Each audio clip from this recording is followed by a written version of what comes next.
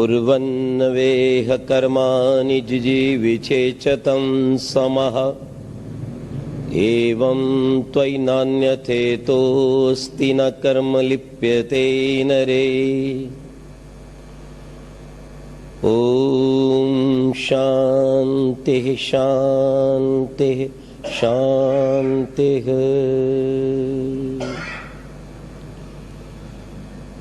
उपस्थित शुद्ध पवित्र आत्माओं, परमपिता परमात्मा की अपार कृपा से हमें संसार का सर्वश्रेष्ठ तन, ये मानव तन प्राप्त हुआ है। मनुष्य इसलिए महान नहीं है कि उसके पास बुद्धि है। यह बुद्धि एक चींटी के पास भी है, एक चूहे के पास भी है, बिल्ली के पास भी है, कुत्ते के पास भी है, भेड़ और गधे के पास भी है। गधे की एक और पानी और दूसरी और शराब रख दी जाए तो गधा शराब की ओर नहीं जाता, पानी की ओर जाता है। दो टांग वाला भला ही चला जाए। एक तरफ मांस और एक तरफ घास रखा हो तो भेड़ कभी मांस की ओर नहीं जाती, घास की ओर जाती है। एक और गुड़ और एक तरफ नमक रखा हो तो चींटियां नमक की ओर कभी नहीं जाती। और यदि किसी कमरे में मावे की बनी हुई बिल्ली रखी हुई हो और बिल्कुल रंग ऐसा हो जैसे असली बिल्ली है, तो आप जानते हैं वहां यदि चूहा आ जाए तो उस बिल्ली को खाएगा या डरकर भाग जाएगा?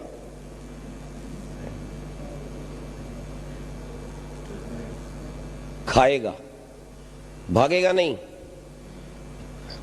जिस बिल्ली का रंग रूप बिल्कुल असली है, आंखें चमक रही हैं, चूहे ने दूर से देखा बिल्ली बैठी है, भलाई बनी हुई वो मावे की है, तो चूहा डरकर भागेगा या खाएगा?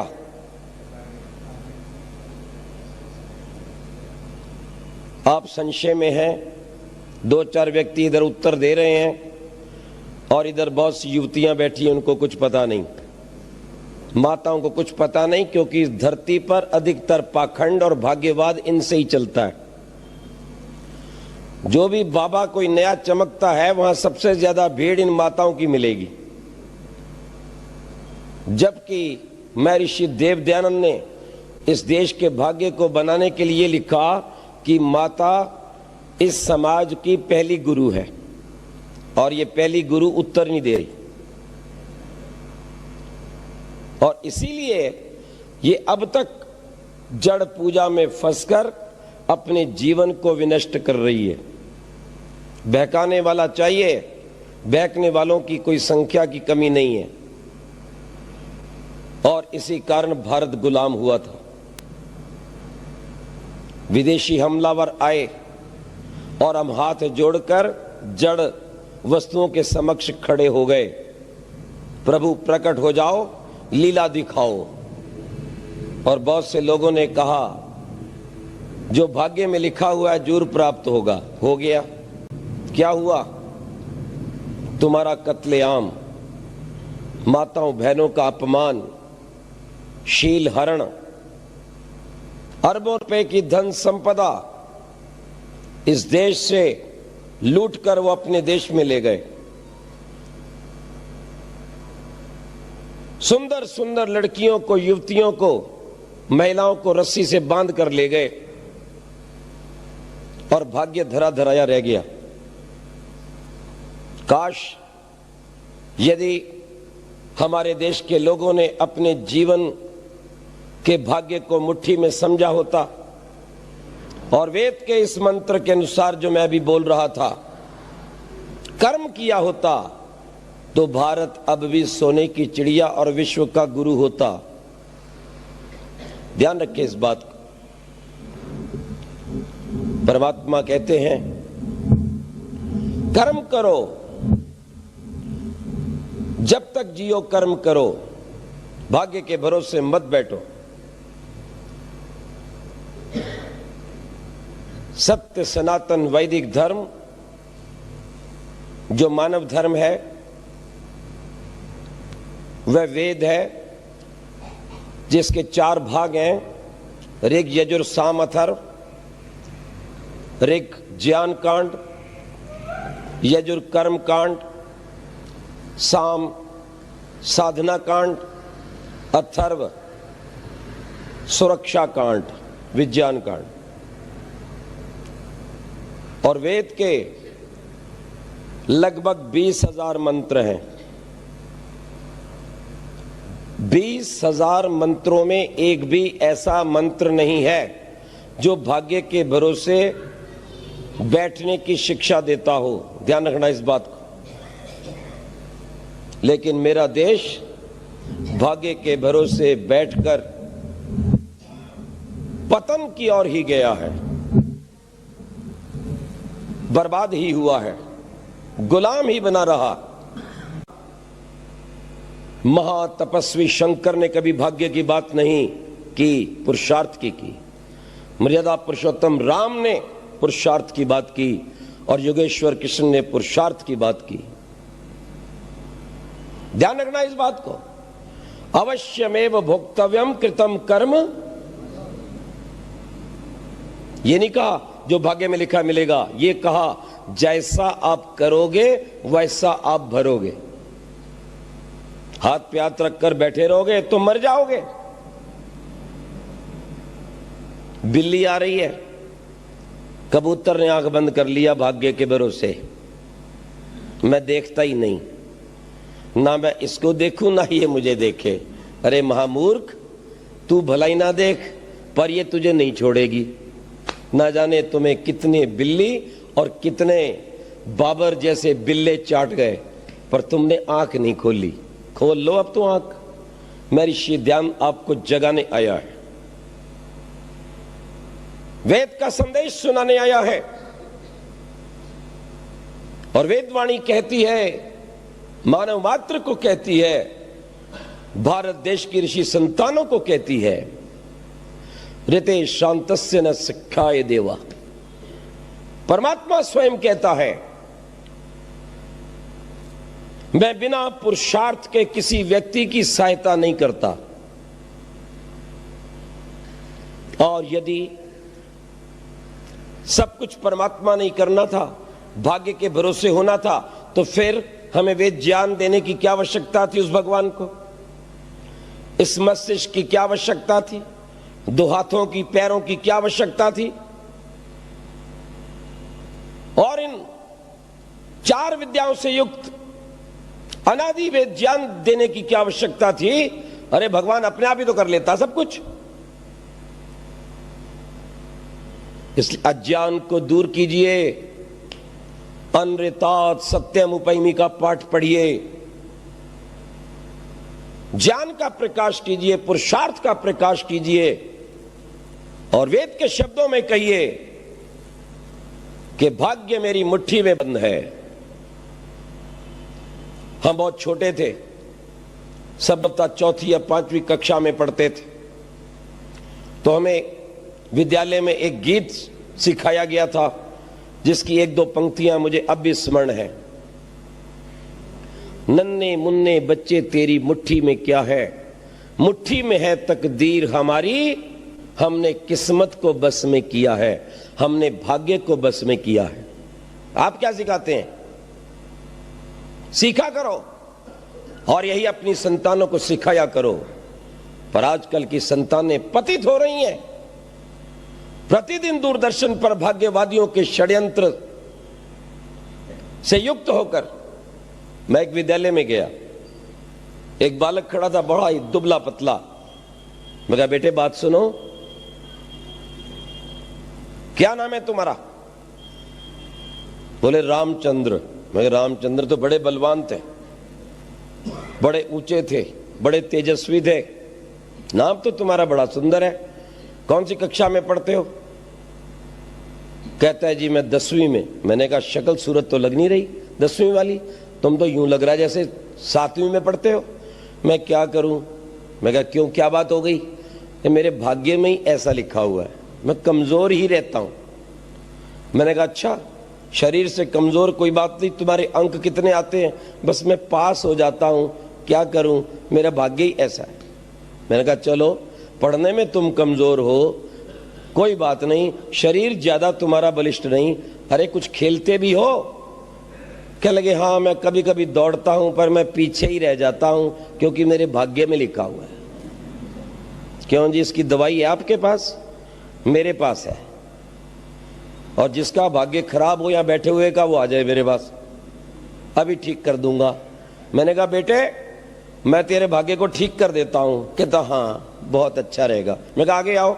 जैसे आगे आया मैंने एक थप्पड़ उसके मुंह पे मारा। कहता ये क्या किया? मैं कहा ये भी तेरे भाग्य में लिखा हुआ है। आई बात समझ में? कि कहां लिखा हुआ है? मैंने जहां और सब कुछ लिखा हुआ है। तुझे किस मूर्ख ने बहका दिया कि तू कमजोर ही रहेगा है, और तू कभी पढ़ाई में भी आगे नहीं बढ़ेगा, तू खेल के मैदान में भी पिछड़ जाएगा? कहां लिखा है ये? मैंने कहा नादान बालक, जब मैं पैदा हुआ था मैं हड्डियों का ढांचा था, मुझे अनेक प्रकार के रोग थे, मैं रात को बैठकर नींद लेता था थोड़ी सी, और सारी रात मेरी ऐसे ही कटती थी। भारत के अनेक हकीम, अनेक डॉक्टर हाथ खड़े कर गए थे, हम इसका स्वास्थ्य नहीं ठीक कर सकते। माता पिता दिन रात परेशान रहते थे। ध्यान रखना, इतनी मालिश होती थी, श्वास रोग और ना जाने क्या क्या रोग। पर मैंने कभी नहीं सोचा कि मुझे ये रोग भाग्य में मिला है और मेरे भाग्य में कमजोर रहना है। अरे मैं तो दयानंद का सिपाही हूं। मैंने तो एक ही बात सीखी है कि हम पुरुषार्थ से, ज्ञान से अपने भाग्य को बदल सकते हैं। मैंने प्राणायाम करना प्रारंभ किया, गाय का दूध पीना प्रारंभ किया, प्रातः काल उठना प्रारंभ किया, 5 बजे से पूर्व नित्य योगाभ्यास प्रारंभ किया, और मैंने अपना नक्शा बदल दिया। और तुम भी अपने नक्शे चौखटे को बदल सकते हो। बिल्कुल सत्य कह रहा हूं। आज तक मैंने अपने साथ रहने वाले किसी व्यक्ति को कमजोर और बदसूरत नहीं छोड़ा, अगर वो ईमानदारी से मेरी बात मान ले तो। पक्की बात कहता हूं, 40 दिन के बाद उसका नक्शा बदलना शुरू होगा, अगर वो मेरी बात मानेगा तो। एक बहन कहती आप ऐसी बात करते हैं, मैंने बहुत प्रयास किया, मेरा स्वास्थ्य नहीं बनता, मैं बहुत ही पतली हूं। मैं कहा तुम बिल्कुल ठीक हो सकती हो। क्या खाती पीती हो ये बता दो। चाय 5-6 बार पीती हूं। मैं कहा सबसे बड़ा पाप तो तुम यही कर रही हो, तुम चाय में डूबी हुई हो, कैसे बच सकती हो? चाय कमजोर को कमजोर बनाता है, मोटे को और मोटाता है। और सज्जनों, उसने जब मेरी बात मान ली, चाय पीनी छोड़ दी और मेरी दिनचर्या को स्वीकार कर लिया, बिल्कुल उसका शरीर ठीक हो गया। वो हड्डियों की ढांचा भी नहीं है और मोटी भी नहीं है, बहुत सुंदर शरीर हो गया। ये पक्की बात है। आपका भाग्य आपकी मुट्ठी में, आपकी विद्या आपके पुरुषार्थ में, आपकी आयु निश्चित रूप से आपके ज्ञान पूर्ण अभ्यास में। यूं नहीं है। कहते आप बिल्कुल विश्वास नहीं करते भाग्य पर। मैंने कहा नहीं नहीं, अगर तुम कुछ बात बताओ तो शायद कर भी लूं, कोई है काम की बात। अच्छा ये बताओ, अगर आप भाग्य को नहीं मानते तो ये हाथ में रेखाएं क्यों होती? मैंने कहा मेरे भाई क्या कहूं मैं तुझे, अकल बंद कहूं या अकल मंद कहूं या अकल का कोल्लू कहूं? कहते नहीं जी कुछ भी कह लो, पर बताओ तो सही ये रेखाएं क्यों हैं? इसी को तो देखा जाता है, इसमें आयु है, इसमें धन है, यहां पर बच्चे हैं। मैंने अपना तो एक भी नहीं हुआ है, दयानंद का भी एक नहीं हुआ, उसकी भी बड़ी लाइनें थी। और कितने बाजार में ऐसे घूमते हैं बेचारे, मांग मांग कर गुजारा करते हैं, उनका भी कोई नहीं हुआ है। क्या ध्यान रखना, कोई रेखा विद्या की नहीं है। एक बालक जिसके कम अंक आ रहे थे, वो किसी मूर्ख ज्योतिषी के पास चला गया। उन्होंने कहा गुरुजी मेरे अंक बहुत कम आते हैं। ओहो ये बात है, विद्या की रेखा बड़ी छोटी है। उन्होंने कहा गुरुजी अब क्या करूं मैं? बोले बस क्या कर सकते हैं, तुम्हारे जन्म से ऐसी रेखा है, लंबी होती तो ज्यादा होता ही। घर आया, अपने बड़े भाई का ब्लेड लिया और काट कर रेखा लंबी कर ली, जो 2-4 अंक आने से उससे भी छुट्टी हो गई, पूरा ही फेल हो गया। ये रेखा लंबी करके बैठा है। एक नादान व्यक्ति पूछता है, अच्छा हाथ की रेखाएं तो बेकार हैं, ये बच्चे कच्चे भी, लड़का लड़की वाली भी, मान ली आपकी बात ठीक नहीं है, क्योंकि ये रेखाएं तो बंदर के भी होती हैं, ऐसा कुछ नहीं है। तो ये बताओ, ये अंगूठे की रेखाएं अलग क्यों हैं? बहुत अच्छा प्रश्न। कहता अंगूठे की रेखाएं सबकी अलग हैं, इसमें जरूर कुछ राज छिपा हुआ है। हाँ, मैंने कहा बहुत बड़ा राज छिपा हुआ है, पर जो तुम विचार कर रहे हो वो नहीं छिपा हुआ। ध्यान रखना, इसमें भाग्य वाग्य कुछ नहीं छिपा हुआ। भाग्य के भरोसे बैठोगे तो यही मिलेगा और तुम्हें कुछ नहीं मिल सकता। ये टेंटवा कहता है फिर छिपा क्या हुआ है? मैंने कहा परम पिता परमात्मा का अद्भुत विज्ञान छिपा हुआ। कहते वो क्या? मैंने कहा इस धरती पर इस समय लगभग 6.5 अरब व्यक्तियों का वास है। कितना? 6.5। और ईश्वर की अपार कृपा, सर्वशक्तिमान निराकार, पिताओं के पिता, माताओं की माता, वो परम पिता परमात्मा की कितनी कृपा है कि एक व्यक्ति का अंगूठा दूसरे से नहीं मिलता। और अगर ये मिल जाए तो क्या हो? है चोरी करके आए कोई और पकड़े जाएं आप। बस रोज यही करते रहना। पैसा लेना आपने, अंगूठा मारा किसी और ने, और तुम्हारा पैसा चला गया उसके पास। आज चाहे विज्ञान ने कितनी भी उन्नति कर ली है, पर अभी भी कचहरी के अंदर जब रजिस्ट्री बनती है ना, तो अभी भी ठप्पा लगाया जाता है। ये प्रभु की अपार कृपा है कि उसने हर व्यक्ति की अलग पहचान रखी है। अगर जीवन की कोई भी पहचान मिट जाए, चेहरा ना बचे, याद रखना, हाथ ना बचे, शरीर का अंग ना बचे, अगर एक अंगूठा ही बच जाए तो पता चल जाएगा ये व्यक्ति कौन था। ये कितनी बड़ी कृपा है भगवान की कि हर व्यक्ति को पहचान दी। बाकी इसके सिवाय इसके अंदर कुछ नहीं है। ऐसे ही प्रभु ने हमारे शरीर में एक और वस्तु भी दी है, उसकी चर्चा कल करेंगे। और जो वस्तु किसी दूसरे व्यक्ति से नहीं मिलती, और वो व्यक्ति उठकर भी चला जाए तो उसका पता चल जाता है कि कौन व्यक्ति बैठा था। ये भी भगवान की कृपा है। आइए आगे बढ़ते हैं। कुछ व्यक्ति कहने लगे हमने तो अपनी जन्म पत्री कंप्यूटर से बनाई है। तो मैंने कहा भैया कंप्यूटर भी मनुष्य बनाते हैं। जो कुछ फीड करेंगे आप सॉफ्टवेयर के द्वारा वो कंप्यूटर में आ जाएगा, वो आपकी जन्म पत्री में आ जाएगा। बात तो वहीं रही, वहां हाथ से व्यक्ति ने बनाई और यहां कंप्यूटर के द्वारा व्यक्ति ने बनाई। एक परिवार को मैं जानता हूं, पढ़ा लिखा है, सूझबूझ वाला है, बहुत अच्छा है, बेटा बड़ा योग्य है, इंजीनियर है, लगभग 1 लाख रुपया मासिक वेतन है। 1 लाख। बालक को कोई किसी प्रकार का व्यसन नहीं, शराब नहीं, बीड़ी नहीं, सिगरेट नहीं, मांस नहीं, अंडा नहीं, केक नहीं, पेस्ट्री नहीं। परंतु पिछले 6 वर्ष से उस बालक का विवाह नहीं हो रहा, नहीं मंगलिक भी वो नहीं है, बिना मंगलिक के। हमने उसके माता पिता को पूछा भाई इसका आप विवाह क्यों नहीं करते? कहने लगे प्रयास कर रहे हैं। मैं कहा कैसा प्रयास कर रहे हो, हमें भी बता दो, किस ढंग का प्रयास? मैंने जब उनके प्रकोष्ठ में जाकर देखा तो इतनी मोटी जो लड़कियों की आई हुई थी एप्लीकेशंस, उनके पत्र पत्रिकाएं इतनी बड़ी तय लगी थी, और ये तो कुछ ही दिनों की थी, बाकी का तो हिसाब और है लंबा चौड़ा, कि कितने बंडल बन बन के वो फेंक चुके थे। मैंने कहा सब क्या कर रहे हो आप?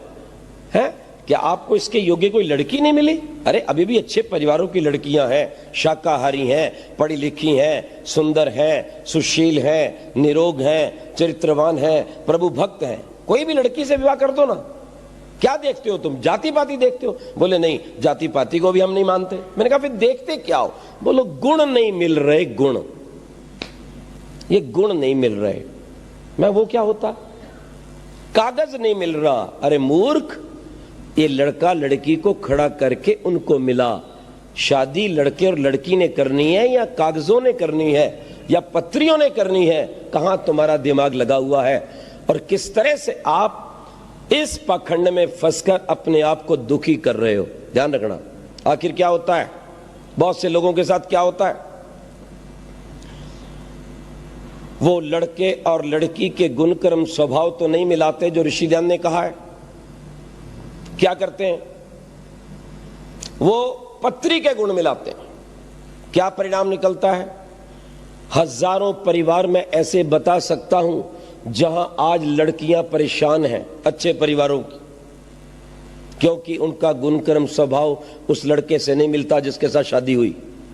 और हजारों लड़के भी परेशान हैं जिनके मूर्ख माता पिता ने उनके गुणकर्म स्वभाव से लड़की का चुनाव नहीं किया। लड़की का क्या स्वभाव है, उसकी क्या रुचि है, वो क्या सोचती है, कैसे काम करना चाहती है, वो देखना चाहिए। एक बहन बहुत अच्छी, मैं वर्षों से जानता हूं, बड़ा आग्रह किया, आचार्य जी बेटी बड़ी हो गई है, कोई योग्य वर चाहिए। मैंने स्मरण किया एक बालक बड़ा योग्य है, मैंने उसको बुलाया, वो आ गया, कन्या के घर में आ गया, हमारे कहने से आ गया। मैंने इधर लड़की इधर लड़का बिठा लिया, कागज पेन ले लिया, बेटे को पूछा कब उठते हो? कहता लगभग 5 बजे उठता हूं, उठ करके अपना उषा पान जल पीकर पिताजी के साथ भ्रमण आदि को जाता हूं। मैंने कहा अच्छा बेटी तू कब उठती है? बोले लगभग 8 बजे उठती हूं, उठते ही चाय पीती हूं, उसके बाद मैं टीवी लगाती हूं। मिला लो गुण। मैंने कहा बेटे आप वापिस आकर क्या करते हो? कहने लगे कुछ स्नान व्यायाम करने के पश्चात हम 7 बजे संध्या और यज्ञ कर लेते हैं, 8 बजे प्रातःराश कर लेते हैं। हाँ, मैंने कहा तुम क्या करती हो? बोले 9-10 बजे तक मैं एक बार फिर चाय पीती हूँ, फिर घूम फिर के फिर थोड़ी देर बाद मैं तैयार होती हूँ और 10-11 बजे मैं ब्रेकफास्ट करती हूँ। अभी इसका ब्रेकफास्ट हुआ नहीं है। असली ब्रेकफास्ट के 2 अर्थ होते हैं। ब्रेकफास्ट जल्दी से तोड़ दो, फास्ट ब्रेक, ये वो महामूर्ख है। अच्छा 2-4 मैंने और बातें पूछी। अच्छा बेटे तुम्हारी क्या रुचि है?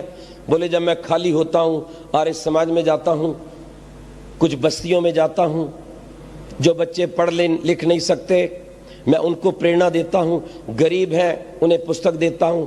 मैंने कहा बेटी तुम्हारी क्या रुचि है? बोले जब मैं खाली होती हूं तो कहीं पिकनिक करती हूं, किसी कॉफी हाउस पे जाती हूं या कोई बढ़िया सी पिक्चर सहेलियों के साथ देख के आती हूं। मिला लो। खैर रात्रि का मैंने नहीं पूछा, मैंने कहा कहीं और ही ज्यादा गड़बड़ हो जाए, समय भी मेरे पास कम था। मैंने कहा बेटी एक बात बताओ, ये जो बेटा आया है इसके परिवार में सुबह जल्दी उठ जाते हैं, तो क्या तुम उठने का प्रयास करोगी?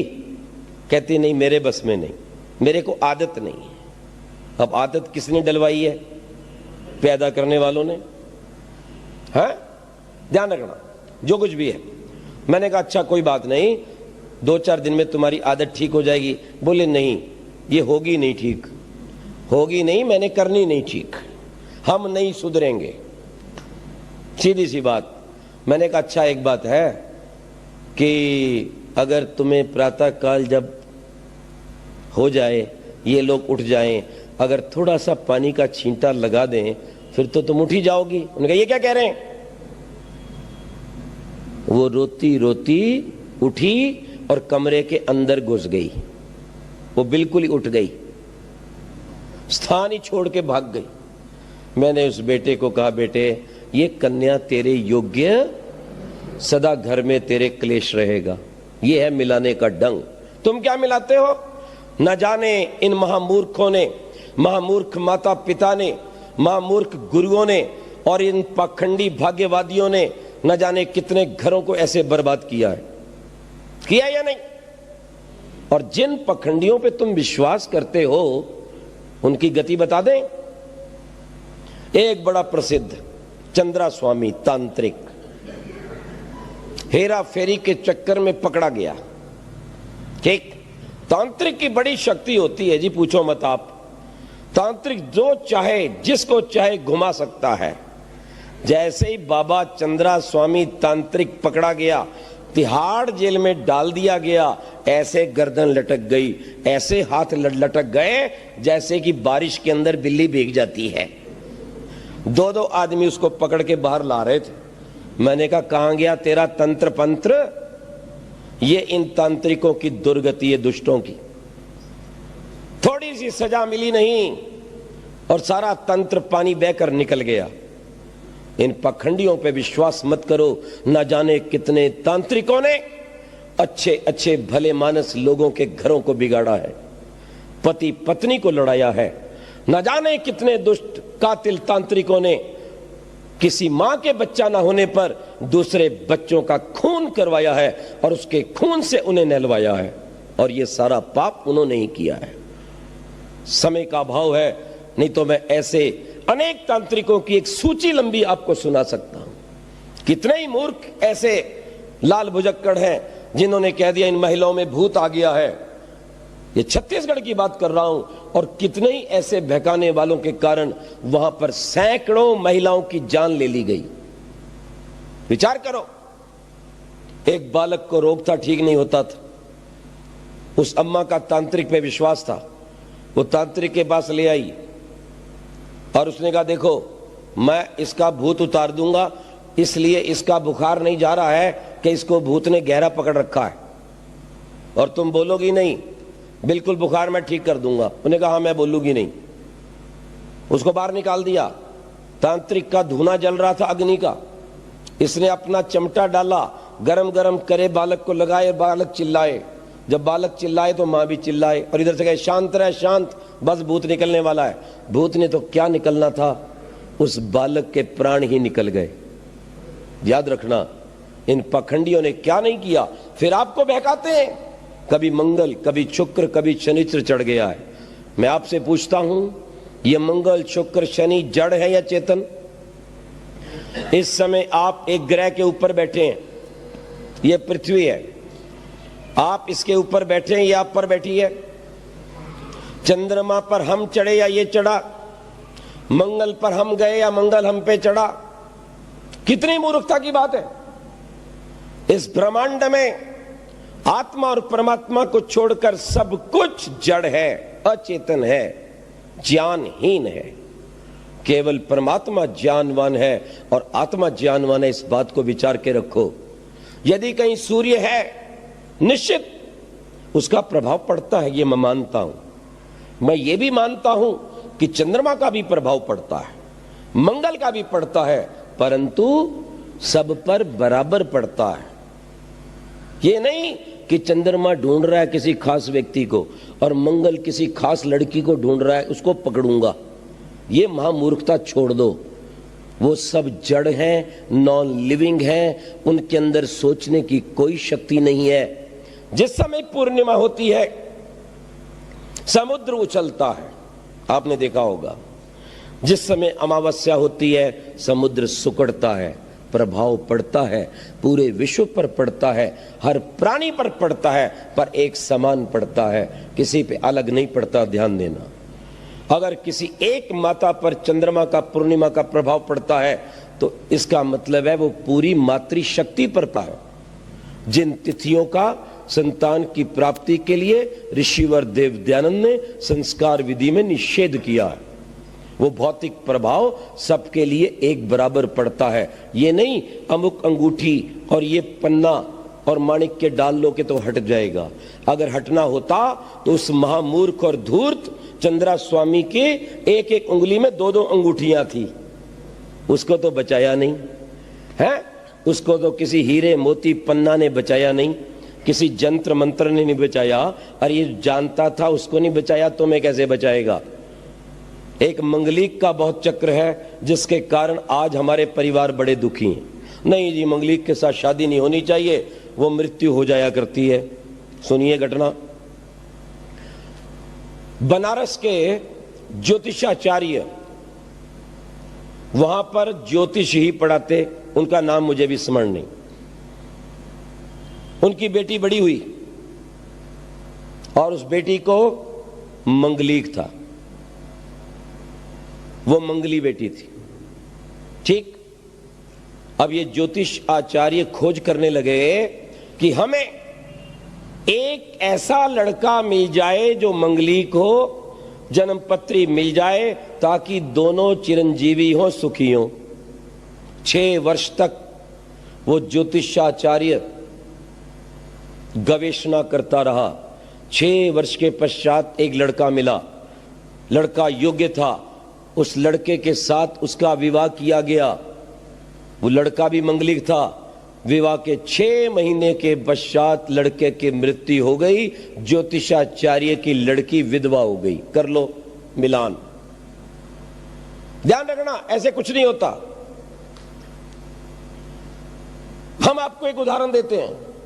यदि आप आर्य समाज से जुड़े हैं, आप यज्ञ करते हैं, गायत्री पढ़ते हैं, एक ईश्वर निराकार ओम पर विश्वास करते हैं, तो याद रखना, दुनिया का कोई भूत प्रेत मंगल शनि आप पर असर नहीं कर सकता। ये असर उनका नहीं है, ये प्रभाव आपके कमजोर मन का है। ध्यान रखना, एक अध्यापक का विवाह नहीं होता था। एक रिश्ता आया, दूसरा आया, तीसरा गया। माता बुढ़िया, पिता है नहीं। माता एक दिन रो रही थी रात को 12 बजे। अध्यापक जी के कान में आवाज आई, तुरंत गए, पूछा, सर्दी के दिन थे, ऊपर से रजाई उठाई तो देखा अम्मा रो रही है। उन्होंने कहा क्यों रो रही हो? उन्होंने कहा बेटे मुझे ऐसा लगता है मैं तुम्हारा विवाह देखे भी नहीं मर जाऊंगी। बड़ा कष्ट हुआ उसको, अध्यापक को। उन्होंने कहा मां बस ये आखिरी रात है आज तेरे दुख की, अब मेरा विवाह शीघ्र हो जाएगा। बड़े आत्मविश्वास के साथ उन्होंने कहा। 2-4 दिन के पश्चात एक कन्या पक्ष वाले आए।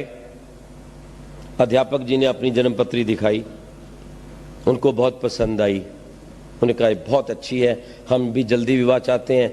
उन्होंने कहा ऐसा महानुभाव मैं भी जल्दी चाहता हूं, मेरी माता बुढ़िया है, मैं ये नहीं चाहता कि उसका स्वर्गवास हो जाए और बाद में कुछ और विघ्न पड़े, तो मैं भी जल्दी चाहता हूं। तो बोले ठीक है हम तैयारी कर लेते हैं। तो बोले इस मास के अंदर अंदर विवाह कर लेते हैं। उन्होंने कहा ठीक है। सब तैयारी हो गई, विवाह की वेदी बन गई और आकर के शेर सिंह जी उस पर बैठ गए। विवाह की पूरी रीति कर दी गई और शांति पाठ का जब समय आया तो पौराणिक पंडित ने कहा चलो अब शांति पाठ करेंगे और फिर वर वधू को आशीर्वाद देंगे। जब उसने ये कहा तो शेर सिंह जी बोल पड़े सेहरे में से, कहले रुको पंडित जी। सारे हैरान थे। उन्होंने कहा कुछ मंत्र और बोल लो। उन्होंने कहा मंत्र तो पूर्ण बोल दिए गए, पूरी विधि हो गई है विवाह की। बोले नहीं, फिर भी मेरा कहना है कुछ और बोल दीजिए। बोले और क्या बोले? जो बोलना था बोल दे। बोले मैं आपको ठीक बात कह रहा हूं कि बोल दो, अच्छा रहेगा। उन्होंने कहा किस कारण से? वो कहने लगा मैं मंगलीक हूं। ओह, जैसे उसने कहा मंगलीक हूं, हड़कंप छा गया वहां तो पंडाल में। सब लोग उसको देखने लगे। जो लड़का ढूंढ के लाया था, क्या देखा तूने? बोले इसकी जन्मपत्री में ऐसा कुछ नहीं है। अब वो अध्यापक जी थे, वो शेर सिंह जी सज्जन थे, आर्य थे। उन्हें कहा आपस में झगड़ा ना हो जाए। उसने कहा शांत शांत शांत, ये बिल्कुल ठीक कह रहा है। जो मेरी जन्मपत्री मैंने दी थी उसमें मैं मंगलीक नहीं था, पर मेरी जो असली जन्मपत्री उसमें मैं मंगलीक हूं। क्योंकि मेरा विवाह नहीं होता था तो मैंने किसी ज्योतिषी से पूछा कि ये टालने की विधि क्या है। उसने कहा जरा सा जन्म का समय आगे सरगा दो तो सारे ग्रह अच्छे आ जाते हैं। तो मैंने घर बैठकर अपनी जन्मपत्री बनाई है। ये मैं सत्य कहता हूं, झूठ नहीं कहता हूं। लेकिन अब विवाह तो हो ही चुका है, अब आप कर भी क्या सकते हैं? ध्यान रखिए। अब बड़ी समस्या थी। वो कहने लगे विवाह हो चुका पूरा, अब तो कुछ हो नहीं सकता। लड़की भेज दी, पर घबराने की कोई आवश्यकता नहीं है। शेर सिंह जी अब तक जीवित हैं, उनकी पत्नी जीवित है, उनकी बेटी जीवित है, उनका बेटा जीवित है, उनके 2 बेटे हैं। और बड़ी प्रसन्नता पूर्वक वैदिक धर्म का आर्य समाज का कार्य करते हैं। यदि आप आर्य समाज से वैदिक धर्म से जुड़ जाओगे तो आपके जीवन में किसी प्रकार का ये भूत भय भाग्यवाद का कोई दोष नहीं रहेगा, कोई शोक नहीं रहेगा। इस बात को आप पहचान लीजिए, जान लीजिए। मैं आपको यही बात समझाना चाहता हूं। कि जीवन में परमात्मा पर विश्वास करते हुए शुभ कर्म करिए, निष्काम कर्म कीजिए, ऐसा कर्म कीजिए जो प्रभु की आज्ञा से किया गया हो। प्रभु की आज्ञा से किए हुए कर्म को ही निष्काम कर्म कहते हैं। अब बहुत से लोग एक और बात कहते हैं, वो भी मैं बता देता हूं। कहने लगे देखो जी, ये विवाह ऊपर लिखे जाते हैं हेवन में। पहली बात तो ऊपर कोई है नहीं, और एक बात मैं कहता हूं, जब आपकी बेटी का विवाह किसी बेटे के साथ लिखा गया है तो फिर दिन रात आप भागदौड़ क्यों कर रहे हो? अपने आप कोई पार्सल बनकर कॉरियर के द्वारा अच्छे लड़के का तुम्हारे द्वार पर आ जाएगा ना? नहीं नहीं नहीं, पुरुषार्थ तो करना ही चाहिए। मैंने कहा क्या कहा? मैं कहा जब लिखा गया है कि जो होगा वो ऐसा ही होगा, तो तुम पुरुषार्थ क्यों कर रहे हो? चुप करके बैठे रहो। नहीं नहीं, पुरुषार्थ तो आदमी का धर्म है। मैं कहा तुम इसलिए पुरुषार्थ कर रहे हो कि जो कुछ भगवान ने लिखा है उसे टाल दिया जाए? तुम भगवान के भी बाप हो, इसका मतलब तुम्हें भाग्य पर पूरा विश्वास नहीं है। अगर तुम्हें विश्वास होता चुप करके बैठ जाते, अपने आप लड़का लड़की का पार्सल आपके घर पर आ जाता। ध्यान देना, अंतिम बात एक कह रहा हूं बड़े पते की। बहुत से लोग ये सोचते हैं कि हमारी आयु भी भाग्य में लिखी हुई है। मर गया तो इसका लिखा हुआ था, नहीं मरा तो नहीं लिखा हुआ था। अच्छा भाई, एक बात मैं आपसे पूछूं, आप भी नगर के सब प्रबुद्ध व्यक्ति बैठे हैं, युवक युवतियां, महिला पुरुष बैठे हैं, कोई ऐसा व्यक्ति खड़ा होकर बताए जिसका आज मरना नहीं लिखा हुआ, हम उसको मार के दिखा देते। बताओ, कोई बता दो आप। है कोई माई का लाल जो कहे मैं आज की रात जीऊंगा, उठाकर अभी कोयले वाले इंजन के अंदर डाल देंगे। ये 11,000 वोल्ट चल रही है बिजली के खंभे के ऊपर, इसके ऊपर फेंकेंगे, थोड़ी देर में शू होकर खत्म हो जाएगा काम। ध्यान रखो, परम पिता परमात्मा ने प्रत्येक व्यक्ति को अनुमानित आयु 100 वर्ष की दी है, जिसे आप 300-400 तक बढ़ा सकते हो। अगर आप श्रेष्ठ कर्म करोगे आयु बढ़ेगी, और यदि हम वेद के विरुद्ध कर्म करेंगे, भाग्यवाद पर विश्वास करते हुए मन को कमजोर करेंगे, प्रातः काल उठेंगे नहीं, व्यायाम करेंगे नहीं, सात्विक भोजन करेंगे नहीं, गाय का दूध पिएंगे नहीं, संयम का पालन करेंगे नहीं, तो जरूर जल्दी मरेंगे। ध्यान रखना। अब जो व्यक्ति कहता है नहीं जी मेरे भाग्य में लिखा हुआ है, मैं कहा ठीक है खड़ा हो जा, फिर तो तेरे को पाकिस्तान की सीमा पे खड़ा कर देते हैं, क्योंकि तूने तो मरना ही नहीं है, जितनी मर्जी गोलियां आने तो है। ठीक बात है कि नहीं? ये महामूर्खता मत करो। ध्यान रखना, किसी की आयु 100 से कम नहीं लिखी हुई। प्रत्येक व्यक्ति की एस्टिमेटेड आयु, एस्टिमेटेड एज 100 वर्ष है। जैसे गाड़ी से जब हम सफर करते हैं और नई गाड़ी होती है तो उसकी इंजन की आयु 1 लाख होती है, 1 लाख किलोमीटर। एक्सीडेंट की कोई गारंटी नहीं देता। और अगर आप वेद के विरुद्ध आचरण करेंगे तो शरीर की कोई गारंटी नहीं देगा। सज्जनों, इस बात को कभी मत भूलो। परमपिता परमात्मा पर विश्वास करो।